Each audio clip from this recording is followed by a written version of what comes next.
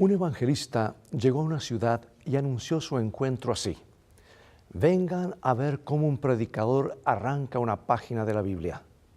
Eso sin duda atrajo a la multitud. Luego se puso en pie delante de ellos, abrió su Biblia y para asombro de todos arrancó una página. ¿Y cuál es esa página? Él dijo: esta página nunca perteneció aquí. Es la página que separa el Antiguo Testamento del Nuevo Testamento. Bueno, independientemente de lo que podamos pensar de su teatro, el predicador hizo un buen punto. Estos dos libros son en realidad uno. El Antiguo Testamento es citado continuamente en el Nuevo Testamento. Y vez tras vez, el mismo Jesús o los autores del Nuevo Testamento explican eventos del Nuevo Testamento utilizando referencias del Antiguo Testamento. Y para comprender los principios del libro de Mateo, no podemos pasar por alto el Antiguo. De ambos aprendemos verdades cruciales sobre Dios y el plan de salvación. Así que toma tu Biblia y en un momento más regresaré.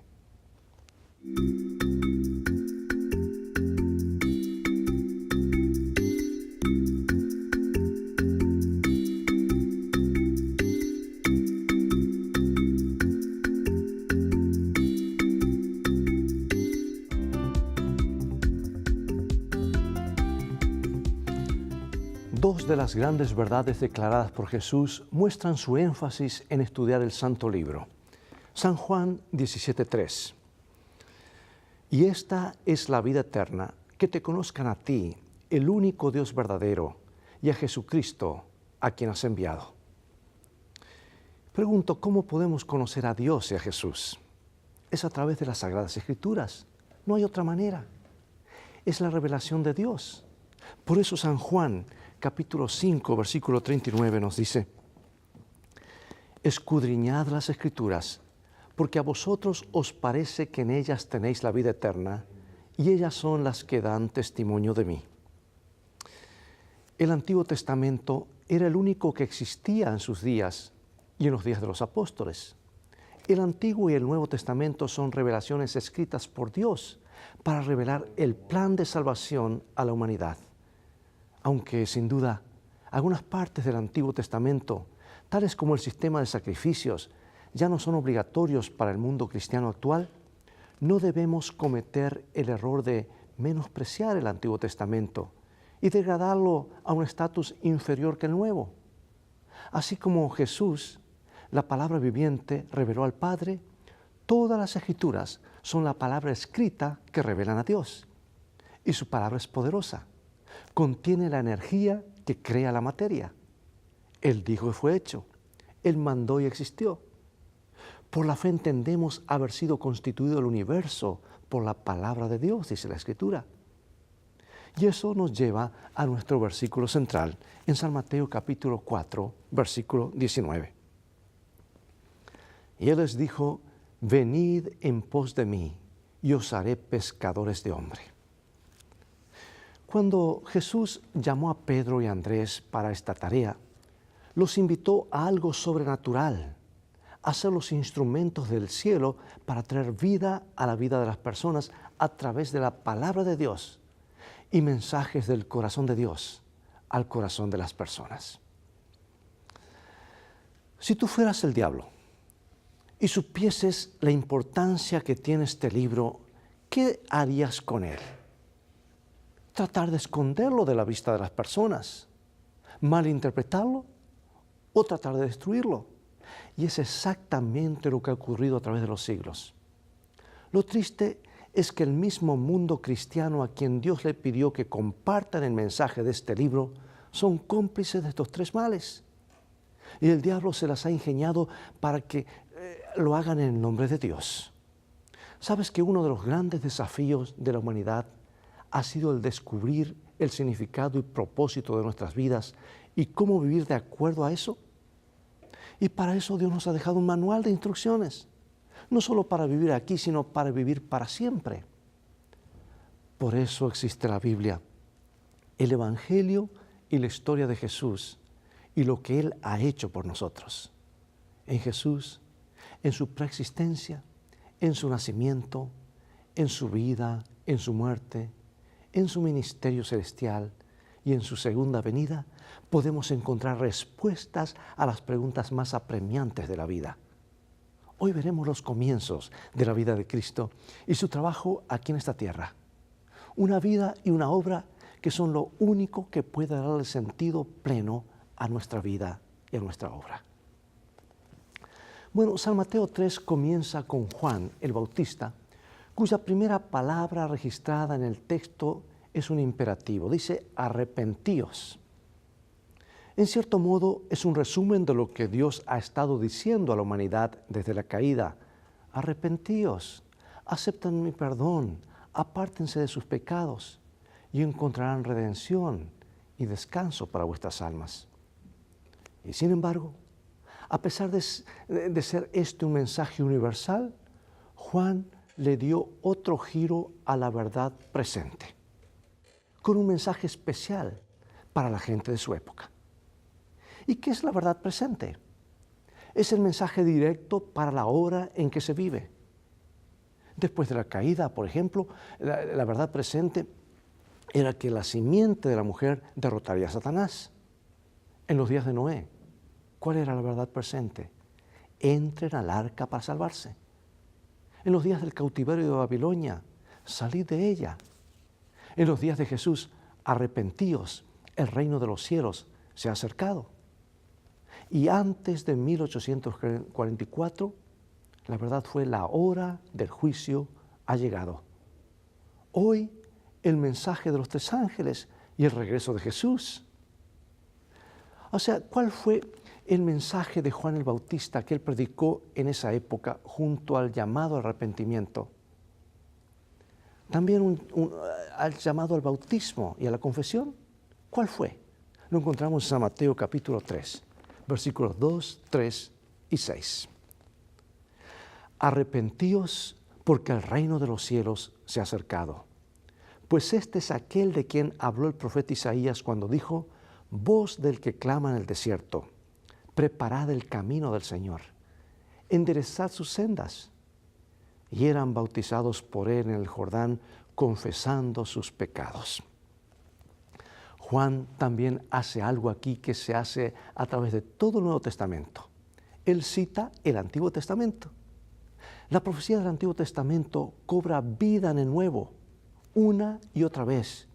Ya sea Jesús o Pablo o Pedro o Juan, todos citan el Antiguo Testamento con el fin de ayudar a validar, explicar, incluso probar el significado de lo que está pasando en el Nuevo.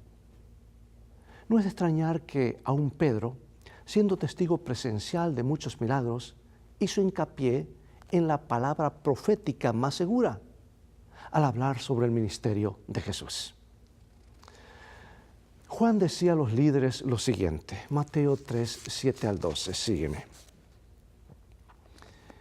Yo a la verdad os bautizo en agua para arrepentimiento, pero el que viene tras mí, cuyo calzado no soy digno de llevar, es más poderoso que yo. Él os bautizará en el Espíritu Santo y en fuego. Ahora observa cómo Jesús era el centro de todo lo que Juan predicaba. Aún en ese tiempo todo se enfocaba en Jesús, en quién era y lo que haría. Y aunque se presentó el Evangelio, Juan también aclaró que habrá un último ajuste de cuentas, una división definitiva entre el trigo y la cizaña, y que sería el Cristo quien trazaría la línea divisoria. Esta es una prueba más de cómo el Evangelio y el juicio son inseparables. Esto también es un ejemplo de cómo en la Biblia la primera y la segunda venida de Jesús son vistas como un evento. Vemos a Jesús hablando en el contexto de la primera venida y al mismo tiempo hablando de la segunda.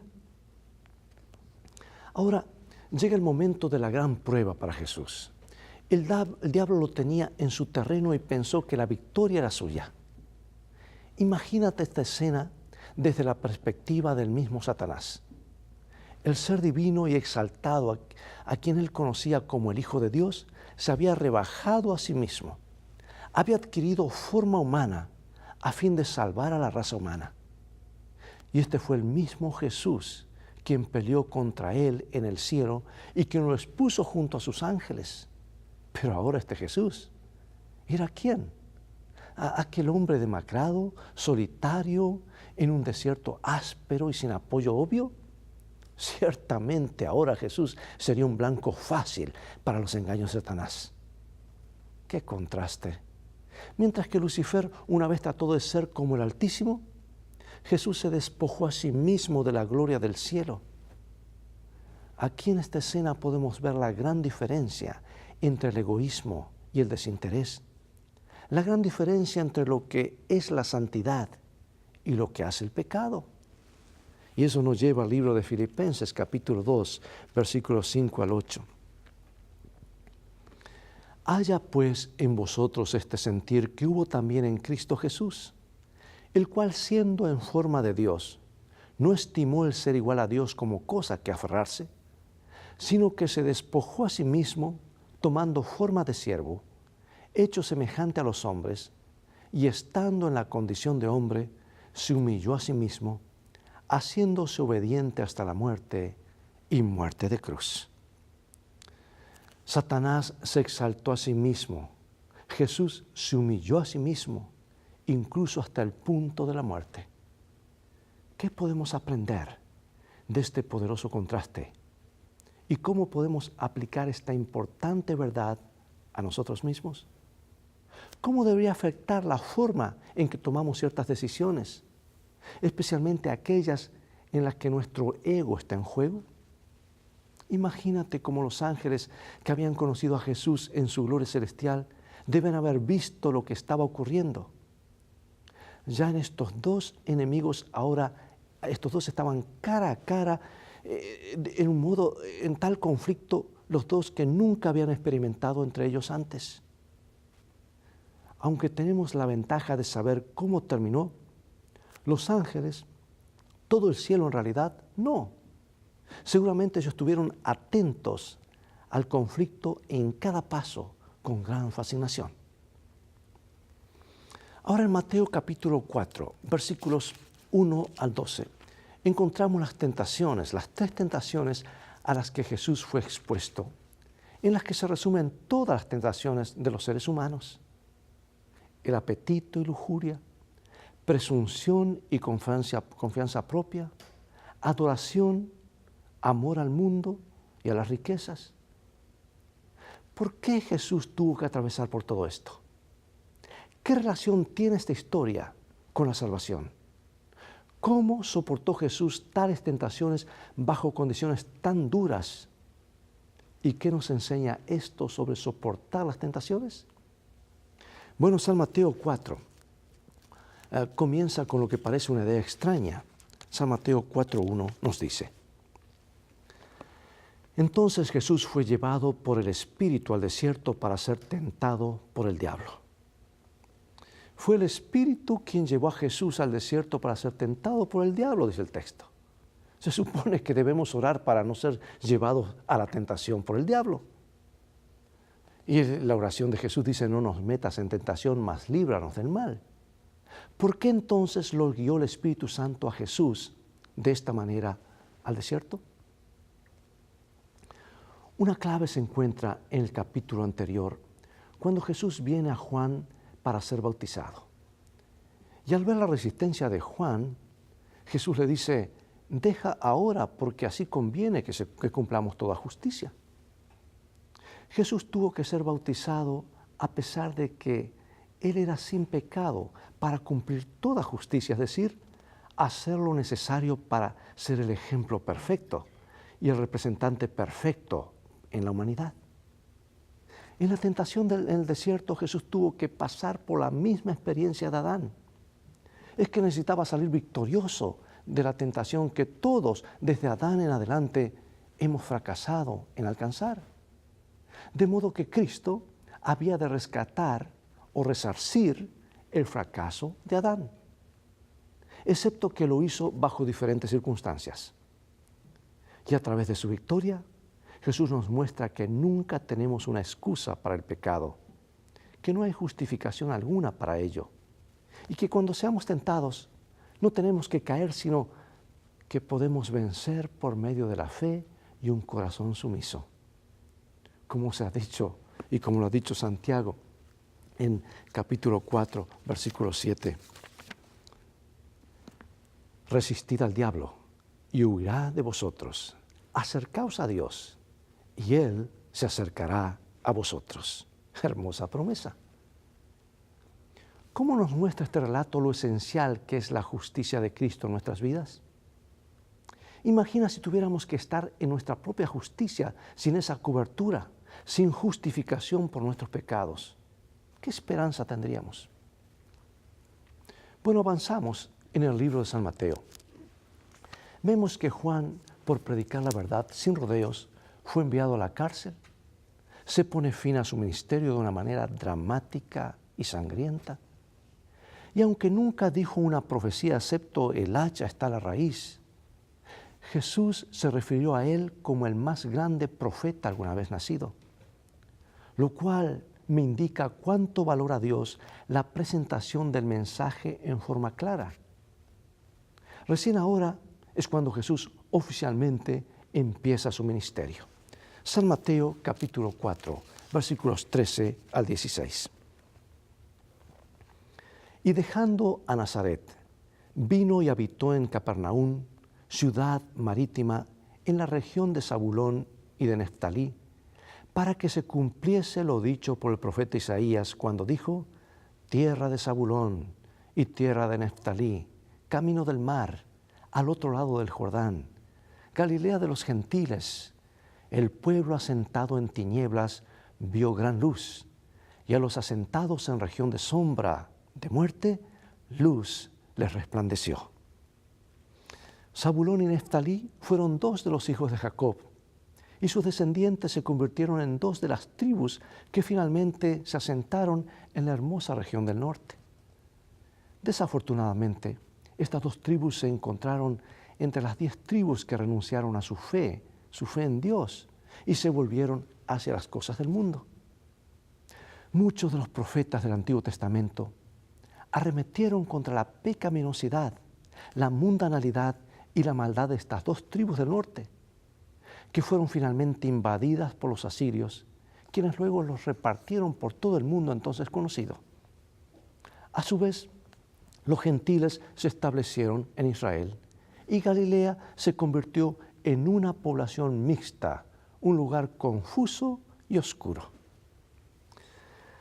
El profeta más famoso de Galilea fue Jonás, quien debería decirnos algo acerca del nivel de compromiso de ese pueblo.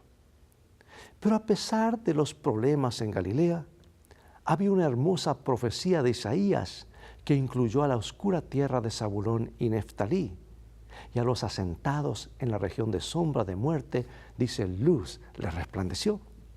En otras palabras, aquí donde la necesidad es tan grande, donde la gente era considerada grosera, retrasada y tosca, Jesús vino a vivir y ministrar entre ellos, sin considerar lo enaltecido que podría haber sido en otros lugares.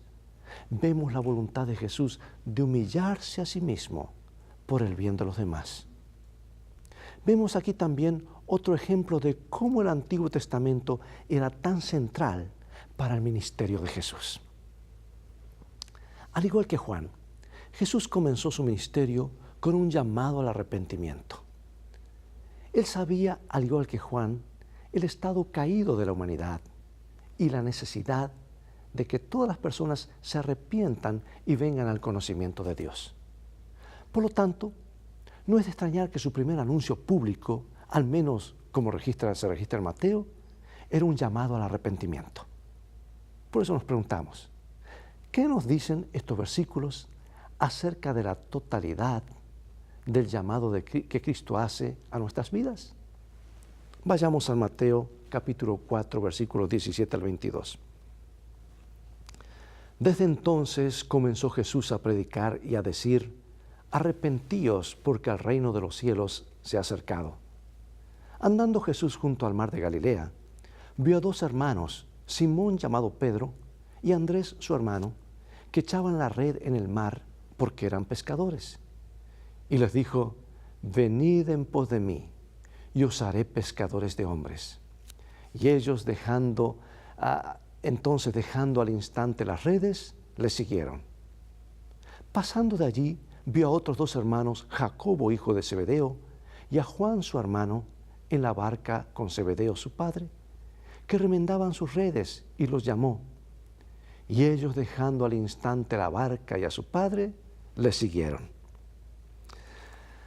Aquí en la tierra, en esta tierra olvidada de Galilea, había un pequeño negocio de pesca a cargo de 4 jóvenes, 2 pares de hermanos. Estos hombres aparentemente tenían un corazón sensible a la voz de Dios, porque por un tiempo algunos de ellos siguieron a Juan el Bautista. Pero para su sorpresa, Juan el Bautista los dirigió hacia otro joven de su misma región. Estos hombres se habían acercado a Jesús de Nazaret y pidieron pasar un tiempo con él, lo dice San Juan 1.